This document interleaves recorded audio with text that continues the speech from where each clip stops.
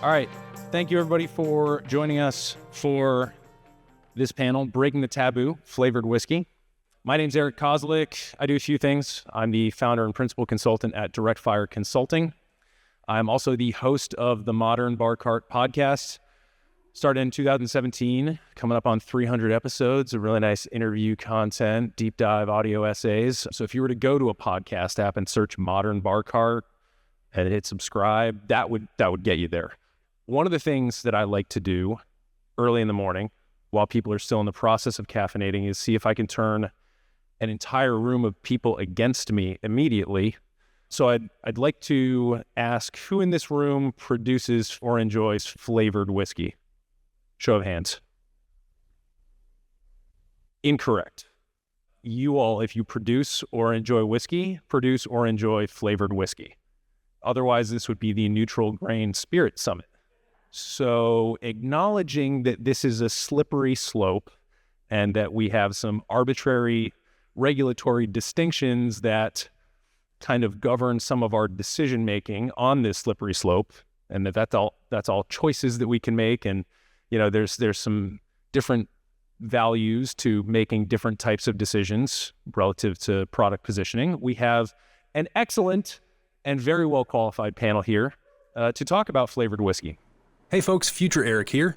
These bios took some time to get through, so I wanted to pop in with the essential highlights for our panelists. Here we go. Sara Sergent owns Alpine Distilling with her husband Rob in Park City, Utah. Her Alpine Elevated Gin has received too many awards to mention here. All the awards, literally. She is the botanical stiller for Stein Eriksen Lodge, St. Regis Deer Valley, and several other operations. Sharing her botanical expertise, Sara leads a custom gin making experience, having crafted over 2,000 gins to date. She is a botanical guru. Keven Szady is the head distiller for Murlarkey Distilled Spirits and is responsible for all aspects of the award-winning spirits production at Murlarkey, including mashing, fermenting, distilling, and aging. He has over 15 years experience in the production of alcohol and is a certified expert in his field. You'll hear his awesome insights about using fresh ingredients to infuse his corn whiskey throughout this episode. Brad Nichols serves as the Director of Business Development at Flavorman, a beverage development company with over 30 years of experience developing over 80,000 flavor and beverage formulations. Brad joined the company in September of 2021 to follow his true passion, helping clients bring their beverage dreams to life and change what the world is drinking. And finally, Virginia Miller is a food, beverage, and travel writer and restaurant critic, as well as a prolific spirit judge, including for ADI, San Francisco World Spirits Award, IWSC, and others. Not only does Virginia have an incredible palate and impeccable taste, but she's also the Western North America Academy Chair for the World's 50 Best Restaurants and is a member of the James Beard Foundation's 2025 Beverage Awards Committee. So with the introductions accomplished, let's jump into flavored whiskey. And I want to start a little bit general here, kind of get our feet wet a little gradually. And I think I might have Brad start us off, maybe Brad and Keven from two different perspectives. The question is, who's drinking flavored whiskey? And then maybe if we get there, how do we expand that demographic if it's something that we think we can expand? So either Brad or Keven, I feel like you're probably boots on the ground with who's actually drinking this stuff. Visited a few bars here in the local Baltimore scene yesterday. And as we were out in the Fells Point area, the first bar that we stopped into actually served 2 shots of Jameson Orange, and the bartender was wearing Hallerhead t-shirt when we were there. So whether you are the consumer of flavored whiskey or not, I would say absolutely the impact is there and alive. And so as you look at the category expansion of where do flavors go and who do flavors touch, well, flavors define our whole life. Going back to when you had the first bite of something that you're like, oh my goodness, that is sugar and that is amazing and I want more of it in my life. Absolutely, you can pick the things that you are passionate about. There's always room for authenticity in this business, and whatever flavor that you come from, we see flavors from around the world that are touching different demographics. So just last week, I was talking to someone about flavored whiskeys for India that they're using cardamom and jaggery and different spice and flavors that they want for their local culture. So it's very exciting, and just wanted to say happy to be here with you all, and let's have some fun. Say, believe it or not, there's a large portion of the population out there that doesn't like aged whiskeys. They don't drink the brown spirits. So there's leaving a lot of money on the table by not using the flavors in there. We do flavor infusions at Murlarkey, so we're not doing whiskeys. We're doing 100% corn whiskey, and we steep natural ingredients, natural flavors in that corn whiskey. So we just won a double gold with our 3T whiskey, black, Darjeeling, and Earl Grey.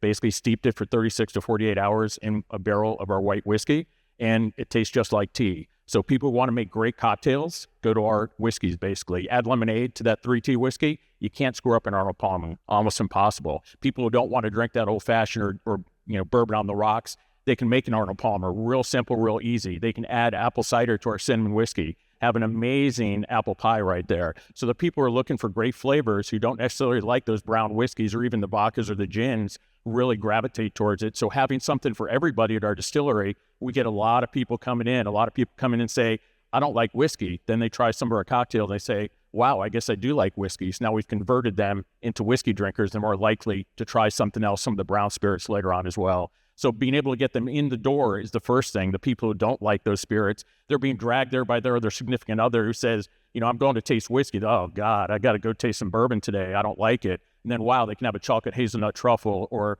lemon meringue pie at our distillery and have an amazing cocktail. So we convert them into whiskey drinkers at that point.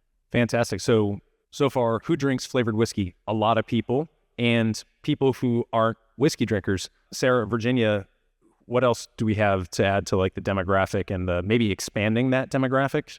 Yeah, I was going to say bartenders per usual are your great allies. Also, I, again, study menus all over the world, and they're always doing infusions in the cocktails. And a lot of times if they can't get a good flavor, they're infusing the whiskey themselves.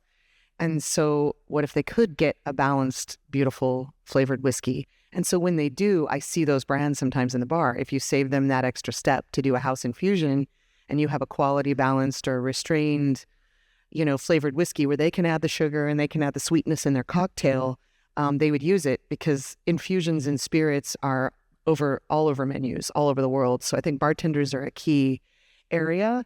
And I also think, again, people are looking for balance and something interesting, something surprising. It's how many times I taste something that's flavored that's unexpected, where I'm like, oh, it's restrained, it's interesting, or it tastes authentic, like it tastes like the ingredient that's in it, as opposed to a flavoring.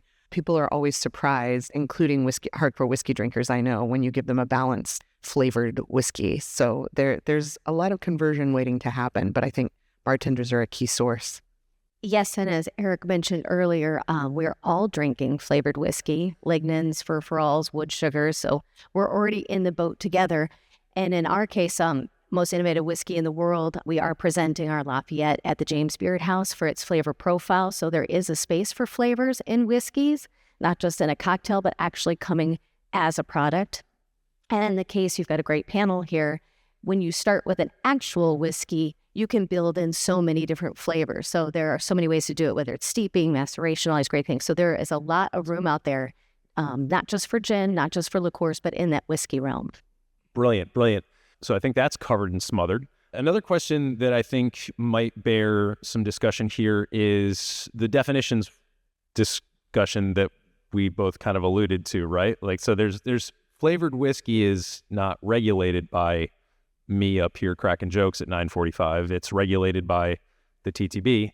But there's always a little bit of gray area.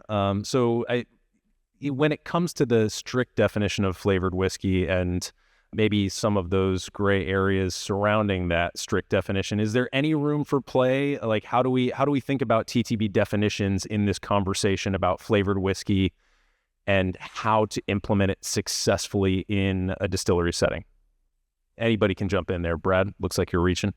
So the TTB Beverage Alcohol Manual that was printed in 2012, if you all have some free time later week, put on some Barry White and Marvin Gaye and you'll fall right asleep. It's riveting stuff. But traditionally, you look at flavored whiskey category is 30% ABV, 60 proof. Then you get into, can you add colors? Should those colors be labeled? Some of the wonderful gray area I'm now going to change my title to Compliance Director of Gray Area after this meeting.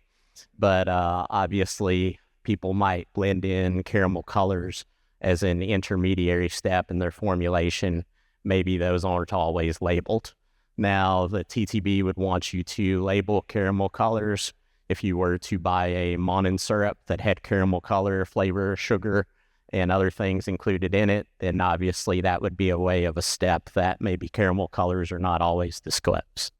Most importantly, there's always opportunity in different areas, in the same way that cover over rum has been used in formulations for years, in the same way that grain neutral spirits and other spirits may be blended in for cost savings, depending where you're looking at your classifications.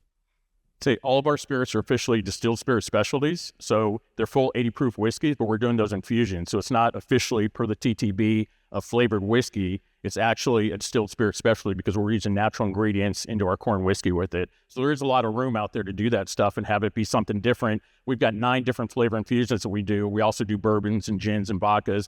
I'm typically a bourbon guy. It's almost embarrassing being up here talking about flavored whiskeys because I really like the brown spirits, all that kind of stuff. But they're great. We make great spirits with them. People love them. And distilled spirit specialty is the way to get around some of those things from the TTB. Right. And we've actually got some nosing samples coming around. This isn't like the communion goblet here. I mean, it can be, but let's not. Sarah, yeah.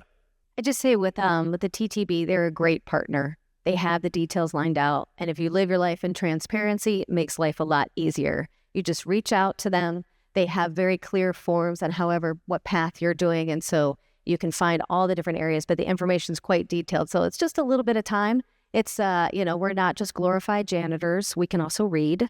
So if you go to the TTB site, they're really great and they can guide you through that. And you can get a lot of amazing things put out into the market. Do we think that there's any opportunities in the gray area that haven't been beaten to death already on the market? That's something I'm curious about. We've seen some interesting flavored spirits come out, especially in the liqueur space recently, and be really successful. A corn one I think comes to mind. But what about in the flavored whiskey space? Do we think that there's any opportunities that haven't been, that are still a little wide open, that could bear to be explored by folks in this room? One thing that I think of, it was a couple issues ago of Distiller magazine. I had interviewed David Sam at Virgil Cane in Charleston, and he does flavored whiskeys and comes from a restaurant background. And of course, as a restaurant critic initially, and loving food and drink equally, I think this is somewhat unexplored. And I think even that combo, whether it's emphasizing the culinary aspect of the flavored whiskey or whether it's trying to have that kind of culinary refinement, I think the food and drink combo is not explored enough. When it comes to spirits, it has that reputation of it's high proof, so it doesn't go with food. But I'm at pairing dinners all the time, and I'm always served spirits with distillers, and I have spirits with food and cocktails with tasting menus all the time. And so I think there's a nice connection there because he was again going, we all drink ginger ale and whiskey. Everyone around me does. And so how can I do that in a more refined way and bring that ginger and a natural ginger taste to the whiskey, have it restrained? So I think, again, even having that approach, telling that that story from a marketing standpoint, I think it's been not explored enough, but having kind of that culinary edge, working with chefs, maybe with your, some of your tastings or a collaboration, I think there's a lot that could be done there that hasn't been explored. And that is a natural hook to get people in. Hey, you love this flavor. And we're trying to naturally play with the flavors of whiskey, whatever grain base you're working with. So I think that's a great point with the culinary. So, my partner, The Nose at Murlarkey, is a 5-star chef in New York City his whole career. So he thinks in flavors. So we do a lot of mixology classes where we pair it with food. We do speakeasies where we pair these drinks with food. People come in, they learn how to make these drinks very easily, 1 or 2 ingredients. What food does it go with? How can you use it in cooking? Things like that really go a long way in the flavored space. Yeah, that's actually a really convenient segue to the next question, which is, I don't know about you all, but when I think flavored whiskey, there's one brand that comes to mind, a cinnamon one. So I'm curious what folks who play hard in the flavored whiskey space have to say about what might differentiate from an organoleptic or a process standpoint, like more of a premium or like this, a higher end flavored whiskey from something that rhymes with Schmeierschmalz? I think we do all natural ingredients. We don't add any sugar, color, flavors, preservatives. So when you drink our cinnamon whiskey, the next morning you wake up, you look yourself in the mirror, you have that sense of shame going through you at that point. So it's one of those things that comes along with it very nicely. So that's where it's a little higher end, no added sugar, there's no glycol. You're not going to run your car with it, anything like that. It actually tastes like cinnamon the way it should taste. So to go forth on that, I'm going to hit on a few different things. So I love that we too are all natural. Our distillery is certified OU kosher because we run multiple distilleries under one roof. In the spirits business, depending on where you are in the game, whether you've been in it 10, 15, 30 years, or you're just a year, 2 years in, there's room for everyone. And with anything else, marketing dollars and fanciful names will get you very far. So you can always find a way. There's a path for everyone, and there's a spirit for every time. So you can have the McDonald's of spirits, you can have the whatever of spirits, and then you can have something like going to a high-end restaurant or things like that. At the end of the day, you'll have amazing spirits out there, some that are just hidden gems, but really it comes down to that marketing background. If you got $10 million, you can put pretty much anything into the market because you can get in front of so many people. Impressions lead to business. So it doesn't matter on your product, but a great name, fanciful name always is helpful. But those marketing dollars will matter even if you have the best spirit in the world. And I would say, too, from a tasting, judging standpoint or just tasting, nothing's taught me more over the years than tasting hundreds of things blind in a week, many weeks a year. I get scent bottles every day as well, and there's one thing to look at the packaging and see something that's more restrained and refined. And I would even say that, for example, and I'm going to space out on the name of the brand now, but like when I had a more refined peanut butter whiskey, and I was like, well, I'm not a sweet tooth. Dessert's my least favorite course, but I love peanut butter. And so to have like a restrained, more elegant, small batch peanut butter whiskey, it was like, wow, this is actually kind of cool. Or even have had peanut infused whiskey, these kinds of things, it's exciting. But tasting blind as well, believe me, and I've judged a lot of flavored whiskey flights. I've judged every spirit you can think of, obscure and otherwise, and a lot of times, historically, you get that flight and you go, oh, flavored whiskey. But believe me, when something jumps out and I'm just tasting, it's all just glasses. I don't know what I'm tasting.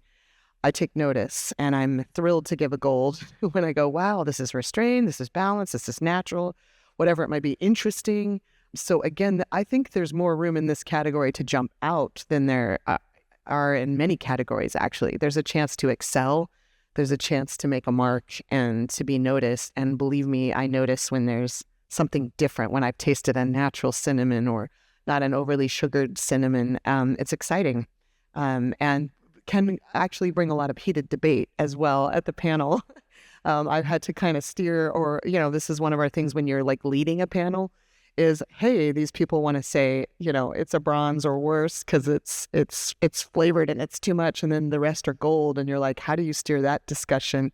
It can be divisive. Flavored whiskey can be very divisive as well. But I think to even cause that controversy, it's an exciting category in that realm that people don't talk about. There's room to blow expectations apart and just say, hey, this is actually well made and elegant and surprising. Those are all great points, but what if, and this is for the flavor man in the room, what if someone's not interested or is intimidated by the lack of consistency in sourcing and implementing fresh botanicals or dried botanicals? How do you see folks coming to using like actual flavor additives as opposed to real botanicals? And is there a better way to do that and message that to consumers, and a worse way to implement it and message that to consumers? Flavors will be a combination of compliance as well as sustainability. So when you look at honeysuckle, which absolutely is beautiful for gin profile and could make a pretty cool botanical forward whiskey profile that can be used, honeysuckle is not allowed for, generally recognized as safe for TTB alcohol addition. So it's out of the cards. Not saying you haven't played with some on your own at home, but as far as being able to take that to market. So when you look at, that's a great example of something that you need flavors in that case, and you might still have a botanical bill that you could have 3-5 different botanicals in there. But if you want that little honeysuckle note, well, flavor can be your friend in that addition. So it's a combination of both. Absolutely, you're going to have different beautiful botanicals that by themselves, you will never be able to recreate the same thing that they do. And we all love them, and we know them, and we've seen them in the raw, we've seen them at the restaurant bar, we've tasted it, and it's blown our mind. When I look at flavor trends, I even think about my first time I went to Europe, I had blood orange juice, and then I drank like 3 pitchers of blood orange juice. So it's one of those things like, how did I not know about this in my life? And then you see those flavor trends continue, in a good belly all of a sudden has blood orange juice in the U.S. And every craft brewery in the U.S. at this point has released an IPA or a hazy beer or something with blood orange addition. And then we saw blood orange take place in Salerno and where you have Sicilian liqueur and trends. And absolutely, if I had one in front of me right now, a blood orange whiskey sounds pretty delicious. Great points. So as we wind to a close here, I want to remind you that if you have questions, please submit them through the online application. We'll try and answer them if we have time. The last question I have here is, we have a bunch of distillers in the room. Not too many people raised their hands when I asked if they made flavored whiskey. So how would someone who is either a veteran distiller or somebody who's just starting out determine if a flavored whiskey is right for their distillery, right for their brand? And do you have any recommendations for best practices of like how to get rolling with that? Anybody can jump in. I'd say absolutely it's right for you. You're leaving money on the table if you're not doing it. People want to come in, they want to try different things. Anytime we do a tasting, when we give people a tasting, we have a little bit of lemonade to add with the 3T. We've got some apple cider for the cinnamon. We've got some cream soda with the cinnamon. It tastes like a Cinnabon. Real easy. A lot of people, like I said, aren't going to drink that brown whiskey just because they don't want to. They don't want to drink that gin. They had that bad experience when they were young. They're looking for flavors. They're looking for stuff that's going to come out. So it's really easy. We take our corn whiskey, add all natural ingredients to it, anywhere from 36 to 48 hours for the tea to 5 to 6 weeks for the cinnamon. So it just sits in there, very simple and easy, goes very quick. You don't have to wait those 4, 5, 6 years to age it. Just like most distillers start out with the vodka and a gin and maybe a moonshine to start with, you can easily start a flavor-infused whiskey very simply, very quickly, get it to market very quickly, and you're bringing people in who otherwise wouldn't come in because they're looking for those flavors. They want those cocktails. They want all that stuff that they're not getting from whatever they may be drinking. We get people come in, one spouse goes to a brewery, the other spouse gets dragged to it. The other one goes to a winery, the other spouse gets dragged to the winery because they don't like each other. Then they come in and everyone's happy. We've got the old fashions, the Manhattans, then we've got the chocolate hazelnut truffles and lemon meringue pies. So you're leaving money on the table if you're not doing a flavored whiskey at this point. I completely agree with you. Yes.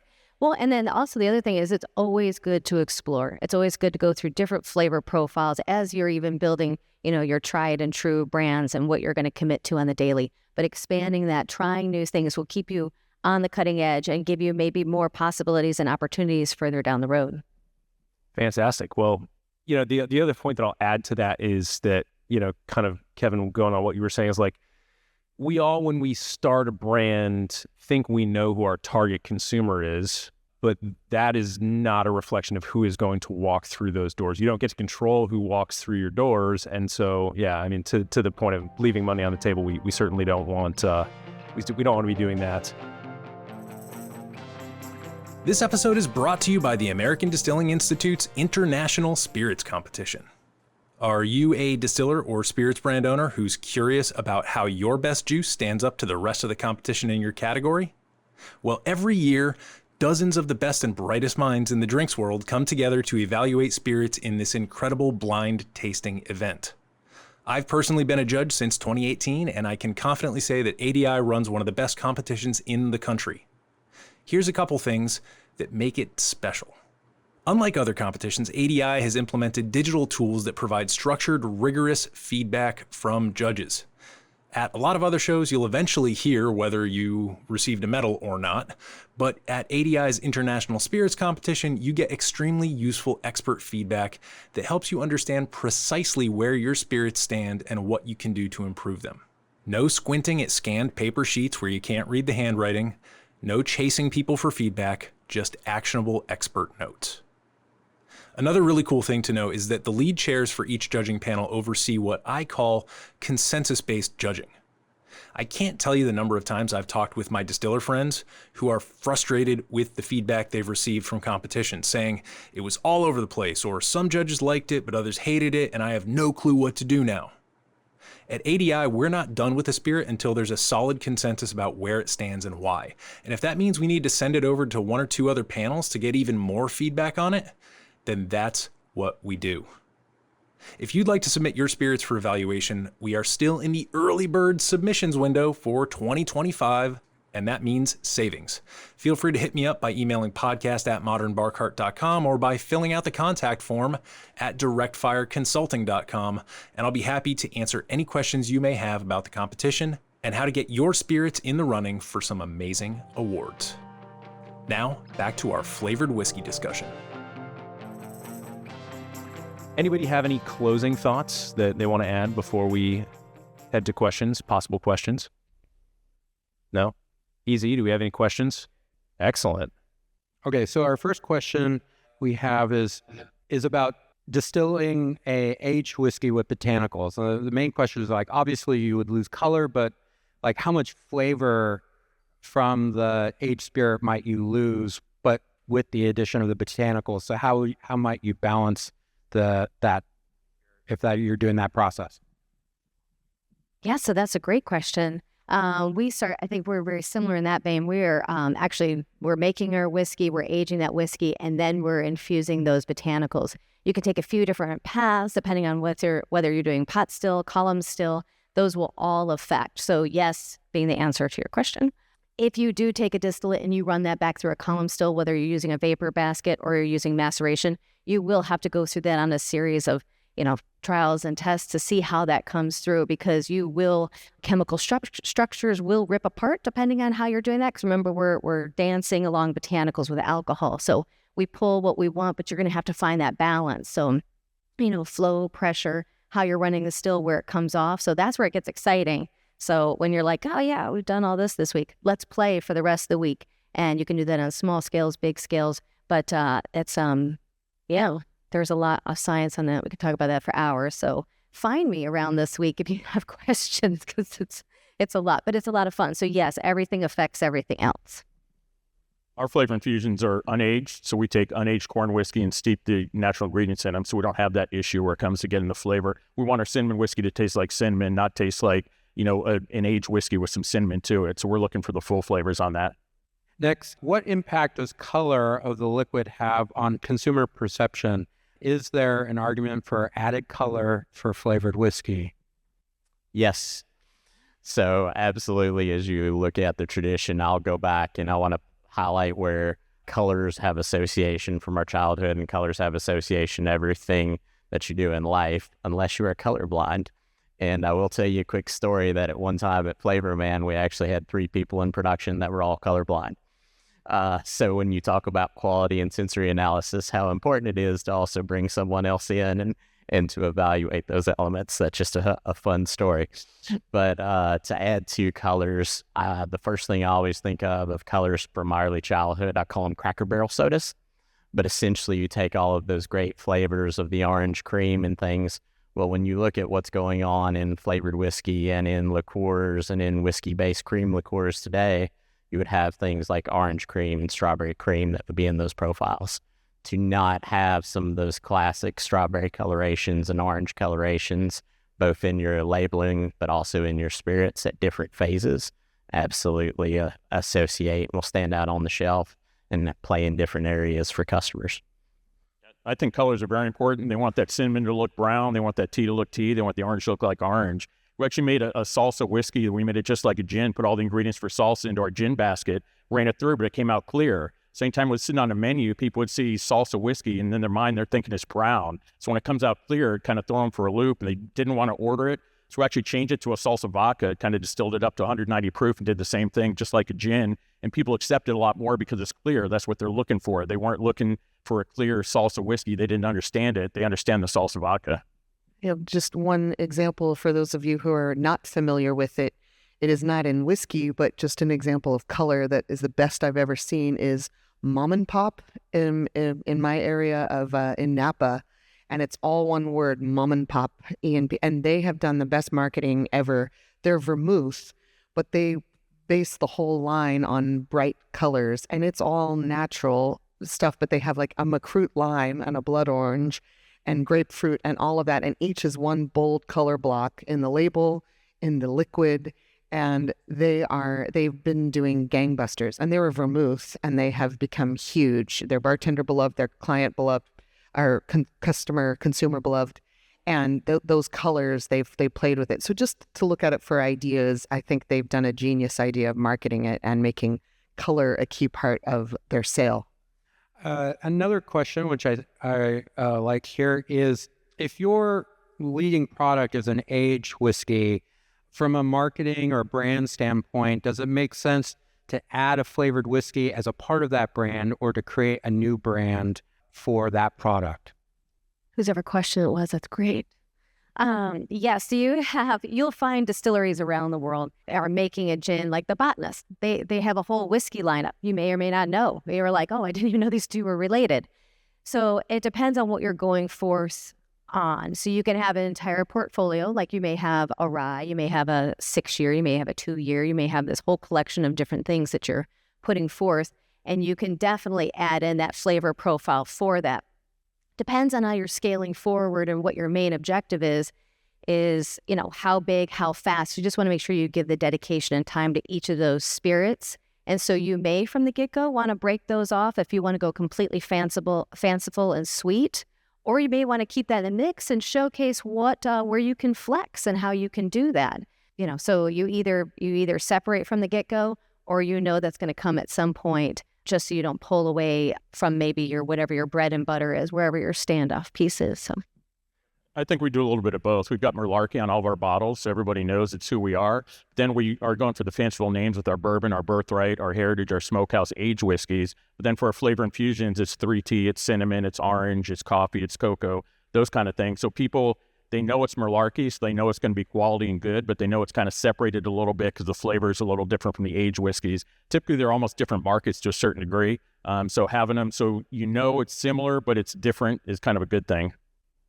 From a storytelling perspective, I think there's a lot of virtue in having the option to keep things separate, whether it's like what Kevin's describing right now, where it's like it's separate but it's still clearly Murlarkey, or whether it's like the Botanist, it's complete entire different brand. I think you can derive a tremendous amount of storytelling latitude from that you might not have if you stamp the same logo, the same front label on every bottle that you make. You lose some storytelling latitude when you realize you might be serving a slightly different group of consumers that paints you into a corner that maybe you didn't want to get painted into. So it's something certainly worth considering from my perspective. Yes, I would just add real quick to that from a writer perspective in that storytelling, although please be consistent on your social media and all that. It's always kind of drives me crazy when I figure out, oh, so-and-so made that and it's not connected through their websites. And it's like, just make sure you're tracing it all back or have it on social media very clearly what your different brands are. All right. Next question is, so if you're introducing a flavored whiskey and you're deciding to use natural ingredients, what are some of the considerations for consistency when using natural botanicals? All right. Research. And that can go into whether you're sourcing your botanicals. It's usually clear on that when you work with different farmers, but you want to find out what's their growth season, what's the acidity of the soil, and how are they containing it? How is it shipping it to you? How are you storing on site? If you decide to forage, I love what Tracy says about being a community leader, being involved with your community because they're in your backyard. You can do small distillation products where you're foraging in your backyard, but realize the consistency is not always the same. Also check with your national parks because foraging in a national park is illegal. Had someone come to me going, oh, we're doing this. I'm like, please don't say you ever did that. That's illegal. But if you want to start doing like juniper in your backyard for that, or you want to do apricots, anything like that, just make sure it's all about consistency. And once again, going through that process of distilling, letting it sit, letting it rest, get involved with a group like Flavorman or someone or a different scientific entity that can then start doing some chemical tests on that, see how it sits for 2 months, 3 months, 6 months, because then we get into flocculation. People always have questions about that. You do a tea, and sometimes that's part of your narrative, and sometimes you're like, I don't want to talk about it anymore. I get the same thing in whiskey with the, fat globules, which I love, but people are like, it's cold. Why does it look like snot in my whiskey? So it's just tried and true, and invest that time and energy in seeing how shelf stable that product will be. And if you want to test something on the market, release it first as a small batch, as something that you don't need to commit to consistency on, just in case. I'll also add that it's important, if you're sourcing dried botanicals from like one of the large botanical purveyors, to actually get on the phone and talk with them and ask them how to best purchase something. So for example, I made bitters for a long time. I would buy super grade organic lavender, and I noticed wild fluctuations. And then I called Star West Botanicals, and they say, oh yeah, on our end, we actually have a private quality rating for all of our lot numbers. If you just call us and ask us, we'll get you the best lot number. It's like, oh, well, I didn't realize I could do that. So there might be stuff behind the scenes that's worth getting on the phone and talking with your botanical suppliers about. I want to follow up. Consistency, I think, is absolutely. Sarah used a lot of big words that I didn't understand there. We do a lot of stuff local. So we're going to local tea companies, local coffee companies, anything we can get local, so we can actually go to their location, go to their store, try them, taste them every time. Taste it before you bottle it. I don't know how many times I've had a bottle of something that said, did anybody even try this before they put it into that bottle? It doesn't seem like it. So make sure you're testing it beforehand. You're always testing the stuff locally if you can. Consistency, get it from the same place all the time. Really comes down to smell and taste. That's all anybody cares about. You can have, I don't care how many parts per million or something, your spectrometer. Does it taste good? Does it smell good? Is it consistent? That's all that really matters at the end of the day. Okay, next question we have is, so in craft beer and in RTDs, like flavors are booming, but is there any shift in consumer perception, do you think, about flavors and whiskey? There's some kind of see it as this kind of bastard child in the corner. So do you think that the impact of flavors in all those other spaces are going to have an impact on the way people think about flavors and whiskey? Yes. So obviously we mentioned Fireball earlier just as a reference. And when we think about flavored whiskey from that segmentation that is hit late night bar crowd, Fireball has 22.5% sugar. So really there's a gap between 0 and 22.5% sugar, that if you're at about 21.5 under that, you got some room to play with there. So I'll say that's kind of a benchmark. At Moonshine University, we do a 6-day distiller course. We actually tie in and do a segment where we go through different flavored product introduction. And each day we'll do different botanical distillation. We'll do whiskey distillation. And part of that program will show through flavors. We're showing just the simple basic of what would a lemon or orange look like in a flavoring, as well as we have a Nabisco Oreo knockoff that has 22% sugar, because that's where the analysis fell when we did some Oreos, and it tastes dead on like Oreos. So if you love Oreos or the Oreos, it's good times. So, but one of the things I will continue to say as we talk about botanicals and flavors is there's room for both. And I love the local tie-in because Pawpaw is such a good old home and back history for me. So the minute that I hear somebody wants to do Pawpaw in any category, I'm like, yes. I'm like, you can't take it worldwide, but yes. So those are the things that you always want to have local tie-ins and make your brand authentic and for yourselves. Things are making a big difference. See, in Virginia, ABC stores can't keep Crown Peach, Crown Apple, Crown Maple in stock. People are loving it. All the big guys are jumping on the flavors. They're doing RTDs with them. All the breweries are starting distilleries. They can do RTDs with vodkas and different things and put the different flavors in there. So I think it's definitely making a change and a shift that the consumers out there are seeing the different flavors that the big guys are putting out, the different RTDs that are out there. And by having your own infused whiskey or flavored whiskey, you can make your own RTDs very, very quickly, very easily. And people like them. They're gravitating towards that at this point. I think the whiskey space is constantly on a search for novelty, right? There's so much same in bourbon, for example, just to take one category. And I think there's always this, to take a case study, any distillery that can get its hands on Amburana staves or an Amburana barrel, which in my opinion is a flavored whiskey. That's not wood, that's a botanical. It's so potent, right? And just because the TTB has has it classified as wood, and so it's not a botanical. Everyone's like, oh, I can still call it bourbon. Yeah, give me that cinnamon, give me the snickerdoodle. Just so when you look at that, like, people are craving novelty, that people are craving extreme and intense flavors. I don't think that's going away anytime soon. Okay, so we got a lot of great questions. So one more we'll have is, so obviously there's a lot of similarities in the market with flavors. So, you have market leaders, in cinnamon, you have in honey and apple and all those sorts of things. So if you're looking at entering this space, like, how do you actually differentiate in that space if you're also wanting to add your cinnamon or your apple to the market? So therein lies what every distillery faces. Yeah, so what makes special, we talked about this a little bit earlier, is I'll use an example. So our Lafayette Spice Bourbon came out the same year as another one, and we were dubbed in New York to California most innovative blended whiskey in the world for our natural flavor profiles, because it says clearly on our label, we're all natural, we're OU kosher, we're all these things. And there is a difference. I'm a very different distillery than one that we're all very familiar with, and I'm okay with that.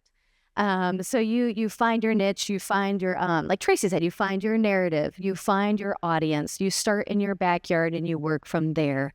There is a lot of room, and you can go pretty far, starting with a similar flavor profile, a new flavor profile, but you really have got to get that dialed in. You got to put your best foot forward, have a competitive spirit, have a great label, have that amazing, that name that draws people in. And then, as we were talking about, when you own a lounge or a bar or tasting room, you gotta work with your customers on how they use that. What's the application? And I think a great thing for flavored whiskeys or botanical blends, things like that, you're already doing most of the legwork for them. And so you can showcase and share with them how they can be successful, and how, as the market is changing, is there's not as much social time in the bars and the lounges, but more home entertaining, how you get to that and make your customers and your ambassadors look like champions. Yeah, I think showing people how to use it is a great example right there. Nobody's making a cocktail out of Fireball. They're shooting it at a bar, 1 a.m. in the morning. So you can show them how to make a great cocktail with the cinnamon whiskey that's natural, that's local, that's real. It'll really stand out, and it'll show them they can make some great stuff with it, and it's got great flavor profiles to it, and that's different from the mass-produced ones that are all sugared up. I think it's a great question. Maybe we'll end on this because we're at time. I think the question seems to be like, how do I, in a world where I have access to all these flavors, how do I choose the one that's going to balance between what's really popular and what I can legitimately, organically tell a story about in a real way? And I think there's a reason why people use the term brand DNA, and I don't think they realize it, but if you think about the shape of DNA, it's a helix and it revolves around something in the middle. So it's like, what is that through line? What is the string that ties all, if you're going to launch a flavored whiskey and then you're going to launch another one and another one that's added to that, what is the string that these beads are all being threaded on? What is the storytelling thread that's going to hold these all and allow them to hang together, either with your portfolio or if you're separating them off into their own sub-brand together as a separate unit? So thank you to all of our wonderful panelists. Thank you for your questions.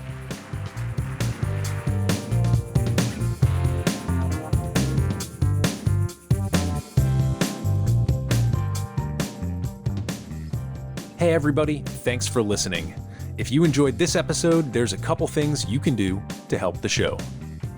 One would be to rate and review this program anywhere you enjoy listening to podcasts, especially on Apple Podcasts and Spotify. The more ratings and reviews we have, the easier it will be for other like-minded flavor nerds to enjoy the content that I produce.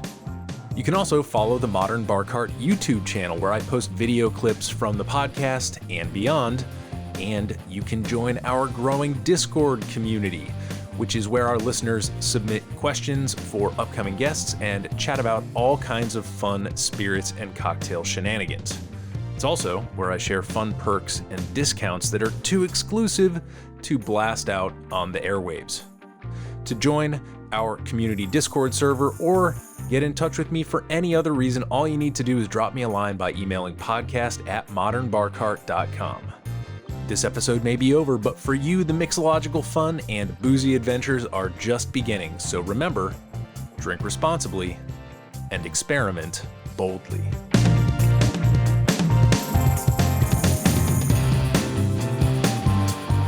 This episode was made possible with editing and sound design by Samantha Reed, flavored whiskey insights courtesy of Brad Nichols, Sara, Sergent, Keven, Szady, and Virginia Miller, Q&A moderation by Eric Zandona, and a little bit of devil's advocacy by yours truly. This has been a joint presentation by the American Distilling Institute and Direct Fire Studios, copyright 2024.